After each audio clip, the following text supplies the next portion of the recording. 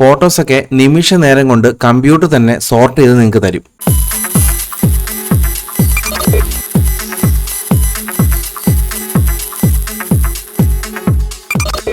Work കഴിഞ്ഞിട്ട് നമ്മൾ photos എല്ലാം ക്ലയന്റിന് ഡ്രൈവ് വഴി ഷെയർ ചെയ്യും, അല്ലെങ്കിൽ നേരിട്ട് കോപ്പി ചെയ്ത് കൊടുക്കും. എന്നിട്ട് അവരോട് പറയും ഇതിൽ ഫോട്ടോസ് നിങ്ങൾക്ക് ആവശ്യമുള്ളത് മാത്രം ആൽബത്തിൽ വെക്കണമെന്നുള്ളത് മാത്രം ഒന്ന് സെലക്ട് ചെയ്ത് തരണം. കാരണം ഒരുപാട് ഫോട്ടോസ് കാണും. അപ്പോൾ എല്ലാ ഗ്രൂപ്പൊന്നും അതിൽ വെക്കേണ്ടി വരത്തില്ല, ഒഴിവാക്കേണ്ട ഗ്രൂപ്പുകൾ കാണും. അപ്പോൾ കസ്റ്റമറോട് നമ്മൾ പറയും എന്താണ്, ഇതിൽ ആവശ്യമുള്ള ഗ്രൂപ്പുകൾ മാത്രം സെലക്ട് ചെയ്ത് തരണം. അവരുടെ ഫയൽ നെയിം ഉണ്ടാവും ഫോട്ടോയിൽ, ആ ഫയൽ നെയിം മാത്രം ഇങ്ങ് ടൈപ്പ് ചെയ്ത് അയച്ചു തന്നാൽ മതി എന്ന് പറയും. അങ്ങനെയാണ് ഞാൻ പറയുന്നത്. അപ്പം നിങ്ങൾ എങ്ങനെയാണ് പറയുന്നത് അറിയില്ല, പക്ഷേ എൻ്റെ കസ്റ്റമർ അയച്ചു തന്നത് ഈ ഒരു മെത്തേഡിലാണ്. അതായത് 01, 06, 13, 40 ഇങ്ങനെയൊക്കെയാണ് അയച്ചിരുന്നത്. സാധാരണ ഞാൻ പറയുന്നത് ടൈപ്പ് ചെയ്ത് അയക്കാനാണ്. ചിലവർ ഫയലിൻ്റെ ഫുൾ നെയിം അയച്ചു തരും. അതായത് ഇതിന് തൊട്ട് മുമ്പായിട്ട് കുറച്ച് സ്പെല്ലിംഗ് കൂടെ കാണുമല്ലോ, ABCD എന്ന് പറഞ്ഞിട്ട് നമ്പർ കാണും. അപ്പോൾ ഇതില്ലാതെ ചിലവർ ഈ ലാസ്റ്റത്തെ കറക്റ്റ് നമ്പർ മാത്രം ഇങ്ങനെ അയച്ചു തരും. എങ്ങനെ അയച്ചു തന്നാലും കുഴപ്പമില്ല.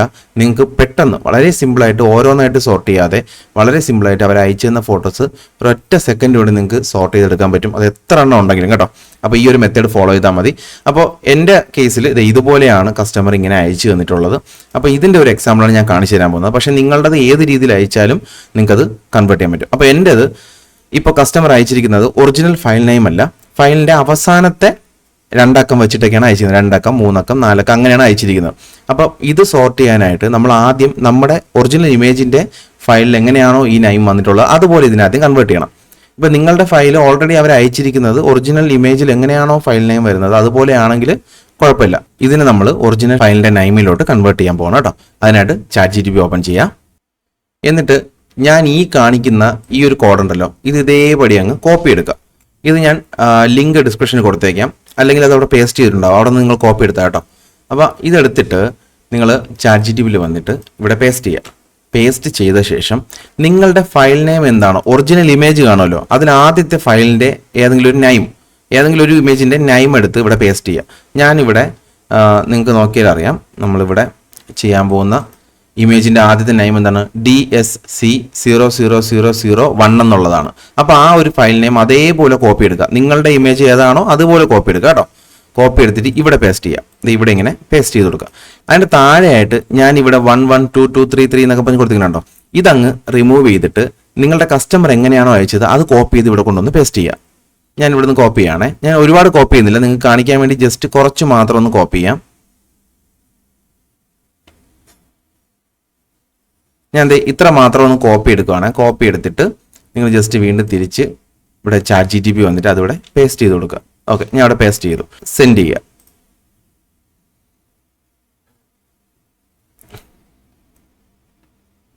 കണ്ടോ, അതിനെ ഒറിജിനൽ ഫയൽ നെയിമായിട്ട് തിരിച്ചയച്ചു തന്നു. ഇനി ഇത് ഇവിടെ നിന്ന് ഇങ്ങനെ കോപ്പി എടുക്കുക.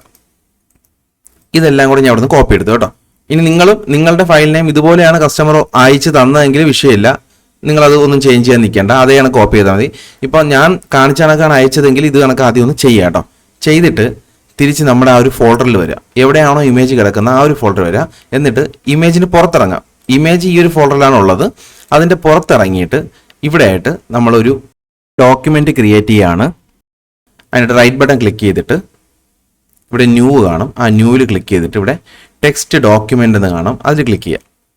ക്ലിക്ക് ചെയ്തിട്ട് ലിസ്റ്റ് എന്ന് പേര് കൊടുക്കുക. ലിസ്റ്റ് എന്ന് മാത്രം പേര് കൊടുക്കുന്നു. ഓക്കെ, എന്നിട്ട് ഇതിനെ ഡബിൾ ക്ലിക്ക് ചെയ്ത് നമ്മൾ ഓപ്പൺ ചെയ്യുക. ഓപ്പൺ ചെയ്ത ശേഷം നമ്മളിപ്പോൾ കോപ്പി എടുത്തുകൊണ്ട് വന്നില്ലേ, അതിനിവിടെ പേസ്റ്റ് ചെയ്യുക.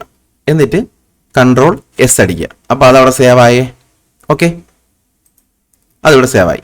ഇനി നമ്മൾ ഒരു ടെക്സ്റ്റ് ഡോക്യുമെൻ്റ് ക്രിയേറ്റ് ചെയ്യണം കേട്ടോ. അതിനായിട്ട് ഇവിടെ റൈറ്റ് ബട്ടൺ ക്ലിക്ക് ചെയ്യുന്നു, എന്നിട്ട് ന്യൂ ക്ലിക്ക് ചെയ്യുന്നു, അതിനുശേഷം ടെക്സ്റ്റ് ഡോക്യുമെൻ്റ് കൊടുക്കുന്നു. എന്നിട്ട് പേര് നമുക്ക് പിന്നീട് ചേഞ്ച് ചെയ്യാം. ജസ്റ്റ് അത് എൻ്റർ അടിച്ചിട്ട് ഡബിൾ ക്ലിക്ക് ചെയ്യുക. അപ്പോൾ ഇവിടെ ഓപ്പൺ ആയിട്ട് വരും. എന്നിട്ട് നമ്മളിത് ഈ ഒരു കോഡ് ഉണ്ടല്ലോ, ഈ ഒരു കോഡിങ് കോപ്പി എടുക്കുക. Ctrl+C അടിക്കുന്നു, കോപ്പി എടുക്കുന്നു, അത് ഓപ്പൺ ചെയ്തിട്ട് ഇവിടെ പേസ്റ്റ് ചെയ്യുകയാണേ. Ctrl+V അടിച്ച് ഇവിടെ പേസ്റ്റ് ചെയ്യുന്നു. ഓക്കെ, എന്നിട്ട് ഇത് നിങ്ങൾ നോക്കിയേ. ഇതിൽ നിങ്ങൾ ശ്രദ്ധിക്കേണ്ട ഒരു സ്ഥലം, ഒരൊറ്റ സ്ഥലം എന്ന് പറയുന്നത് ഇവിടെയാണ്. അവിടെ ഈ സോഴ്സ് എന്ന് കൊടുത്തിട്ട് ഇവിടെ ഇമേജ് ലൊക്കേഷൻ എന്ന് കാണാം. ഇതിൻ്റെ ഇവിടെ എന്താണ് ചെയ്യേണ്ടതെന്ന് അറിയോ? ജസ്റ്റ് ഇതേ ഞാൻ ഇവിടെ മാറ്റി വെച്ച് കാണിച്ചു തരാം. നിങ്ങളുടെ ഈ ഒരു ഫോൾഡറിലെ ഇമേജ് ഇട്ടിരിക്കുന്ന ഫോൾഡർ, ഈ ഒരു ഇമേജ് ഇട്ടിരിക്കുന്ന ഫോൾഡർ എവിടെയാണ് കിടക്കുന്നത് അതിൻ്റെ ലൊക്കേഷനാണ് ഇവിടെ വേണ്ടത്. അതെടുക്കാൻ വളരെ സിമ്പിളാണ്.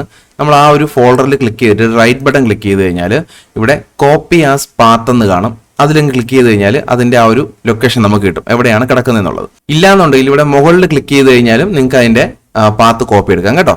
അപ്പോൾ ഇങ്ങനെ ചെയ്താൽ മതി. റൈറ്റ് ബട്ടൺ ക്ലിക്ക് ചെയ്യുക, കോപ്പി ആസ് പാത്ത് അത് ക്ലിക്ക് ചെയ്താൽ മതി. എന്നിട്ട് ജസ്റ്റ് തിരിച്ച് ഇവിടെ വരിക, കോഡിൽ വരിക. എന്നിട്ട് ഈ ഒരു ഇമേജ് ലൊക്കേഷൻ എന്നുള്ളത് മാത്രം അങ്ങ് റിമൂവ് ചെയ്യുക. അത് മാത്രം റിമൂവ് ചെയ്തിട്ട് നമ്മൾ കോപ്പി എടുത്തുകൊണ്ട് വന്ന് ആ പാത്ത് ഇവിടെ പേസ്റ്റ് ചെയ്യുക. പാത്ത് പേസ്റ്റ് ചെയ്യുമ്പോൾ അതിൻ്റെ ഇൻവെർട്ടർ കോമ വരും 2 അതങ്ങ് റിമൂവ് ചെയ്യുക കേട്ടോ. അത് ഈ ഫ്രണ്ടിലും ബാക്കിലും കാണാം. അത് മാത്രം അങ്ങ് റിമൂവ് ചെയ്ത് കളയാം. എന്നിട്ട് അടുത്തത് സെലക്റ്റഡ് ഫോൾഡർ എന്ന് കാണാം അല്ലേ. ഈ സെലക്റ്റഡ് ഫോൾഡറിൽ ഈ സെലക്റ്റഡ് മാത്രം ഒന്ന് കോപ്പി എടുത്തോളൂ. ടൈപ്പ് ചെയ്യാമെങ്കിൽ ടൈപ്പ് ചെയ്തോ. ജസ്റ്റ് ഒരു ഫോൾഡർ നമ്മൾ ക്രിയേറ്റ് ചെയ്യാൻ പോവാണ്. ഞാൻ ജസ്റ്റ് ഒന്ന് കോപ്പി എടുത്തു എന്നേ ഉള്ളൂ, ടൈപ്പ് ചെയ്യണ്ടല്ലോ പിന്നെ. എന്നിട്ട് നമ്മൾ ജസ്റ്റ് ഇവിടെ തിരിച്ചു വരിക. എന്നിട്ട് ഇവിടെ ഒരു ഫോൾഡർ ക്രിയേറ്റ് ചെയ്യുക. റൈറ്റ് ബട്ടൺ ക്ലിക്ക് ചെയ്യുന്നു, ന്യൂ ക്ലിക്ക് ചെയ്യുന്നു, ഫോൾഡർ. എന്നിട്ട് അതിനെന്ത് പേര് കൊടുക്കും? നേരത്തെ നമ്മൾ കോപ്പി എടുത്ത സെലക്റ്റഡ് എന്നുള്ള ആ ഒരു പേര് കൊടുക്കുക. നിങ്ങൾ കോപ്പി എടുക്കുന്ന നിർബന്ധമില്ല, ഇവിടെ വന്ന് സെലക്റ്റഡ് എന്ന് അടിച്ചു കൊടുത്താൽ മതി കേട്ടോ. ഒരു ഫോൾഡർ ക്രിയേറ്റ് ചെയ്തു. എന്നിട്ട് ഇതിൻ്റെ പാത്ത് നമ്മൾ ഇവിടെ റൈറ്റ് ബട്ടൺ ക്ലിക്ക് ചെയ്ത് കോപ്പി ആസ് പാത്ത് ക്ലിക്ക് ചെയ്തിട്ട് നമ്മൾ തിരിച്ച് അവിടെ പോയിട്ട് ആ ഒരു ഫോൾഡറിൻ്റെ ആ ഒരു സെക്ഷൻ മാത്രം കളയുകയാണേ. അതായത് സെലക്റ്റഡ് ഫോൾഡർ എന്നുള്ള അത് മാത്രം റിമൂവ് ചെയ്യുക. എന്നിട്ട് പേസ്റ്റ് ചെയ്യുക. എന്നിട്ട് ഇൻവെർട്ടർ കോമ കളയുക കേട്ടോ. ഓക്കെ, അതേപോലെ തന്നെ ഇപ്പോൾ കണ്ടോ list.txt എന്നും പറഞ്ഞ് കിടക്കുന്നത്, അത് നമ്മൾ ആദ്യമേ ക്രിയേറ്റ് ചെയ്തത് ഇവിടെ കിടപ്പുണ്ട്. അതൊന്ന് റൈറ്റ് ബട്ടൺ ക്ലിക്ക് ചെയ്യുന്നു, അതിൻ്റെ പാത്തും കോപ്പി എടുക്കുന്നു, തിരിച്ചു വരുന്നു. നമ്മൾ അവിടെ വന്നിട്ട് അത് മാത്രം റിമൂവ് ചെയ്യണേ, വേറെ ഒന്നും പോകരുത്, അത് ശ്രദ്ധിച്ചോണം കേട്ടോ. എന്നിട്ട് പേസ്റ്റ് ചെയ്യുന്നു. എന്നിട്ട് ആ ഇൻവെർട്ടർ കോമ 2 കളയുന്നു. ഓക്കെ, ഇത്രയും നമ്മൾ ചെയ്തിട്ട് Ctrl+S അടിക്കുക. ഓക്കെ, Ctrl+S അടിച്ചു, സേവ് ചെയ്തു. ഇനി നിങ്ങൾ ചെയ്യേണ്ടത് ഇവിടെ തിരിച്ച് വന്നിട്ട് നമ്മളിപ്പോൾ ലാസ്റ്റ് സേവ് ചെയ്ത ഡോക്യുമെന്റ് ഉണ്ടല്ലോ, അതിൽ റൈറ്റ് ബട്ടൺ ക്ലിക്ക് ചെയ്ത് റീനെയിം കൊടുക്കുക.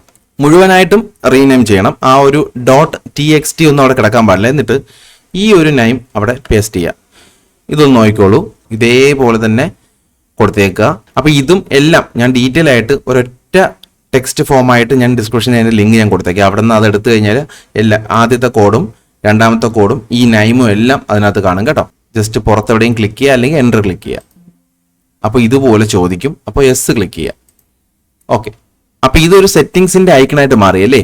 ഇതിലിനി നമ്മൾ 2 വട്ടം ക്ലിക്ക് ചെയ്യുന്ന, ഡബിൾ ക്ലിക്ക് ചെയ്ത് കഴിഞ്ഞാൽ നമ്മുടെ പരിപാടി മൊത്തം സ്റ്റാർട്ട് ചെയ്യും. അതിന് മുമ്പ് ഞാൻ എന്താണ് നടക്കാൻ പോകുന്നതെന്ന് പറഞ്ഞുതരാം. ഇപ്പം നമ്മളിതിൽ ഡബിൾ ക്ലിക്ക് ചെയ്യുന്ന സമയത്ത് ഈ ഒരു സെലക്റ്റഡ് എന്ന് എഴുതിയിരിക്കുന്ന ഫോൾഡർ ഉണ്ടല്ലോ, ഈ ഒരു ഫോൾഡറിലേക്ക് നമ്മൾ ഈ ഒരു ലിസ്റ്റിൽ കൊടുത്തിട്ടുള്ള നൈമിലുള്ള ഏതൊക്കെ ഫോട്ടോ ഇതിനകത്തുണ്ടോ അതെല്ലാം കൂടി ഇതിനകത്തോട്ട് വരും. നോക്കിക്കോളൂ, ഞാൻ ക്ലിക്ക് ചെയ്ത് കാണിച്ചു തരാം. ഡബിൾ ക്ലിക്ക് ചെയ്യണേ.